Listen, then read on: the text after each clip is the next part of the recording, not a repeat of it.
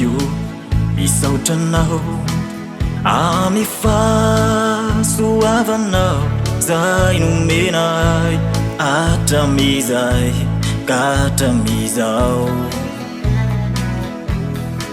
ora io mideranao no ny fitsimbinanao ny fiainako hatrizay fa mampiaikay toko tsy famindramponao hoiraiko lalandava mianaranao fa mahery sy masina tsy takatriny sainy tsy taolazaina tsy haiko tantarainy fa mamisy lalainy riraiko misaotranao tsy voatanisako eto izao zay fandaharanao fa ampioay toko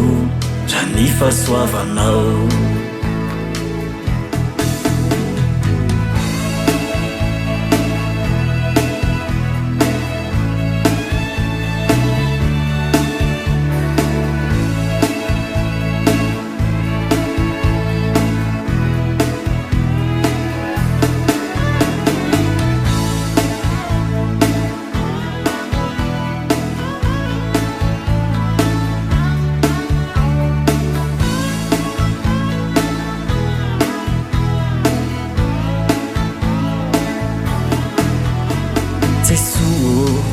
miobyanao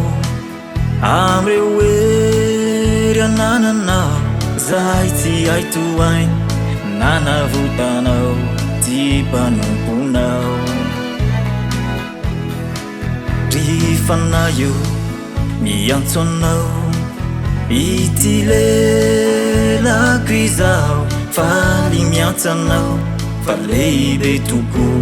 raha ny fitiavanao hoiraiko lalandava mianaranao fa mahery sy masina tsy takatriny sainy tsy taolazaina tsy haiko tantarainy fa mamisy lalainy riraiko misaotranao tsy voatanisako eto izao zay fandaharanao fa ampioay toko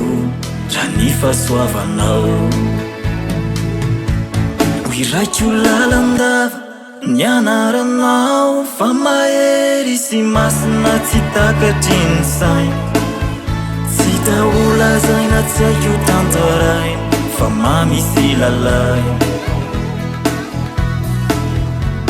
riraiko misaotranao tsy voatanisako eto izao zay fandaharanao fa ampioay toko raha ny fahasoavanao ekeko atrany zay fandaharanao fa ampioay toko raha ny fahasoavanao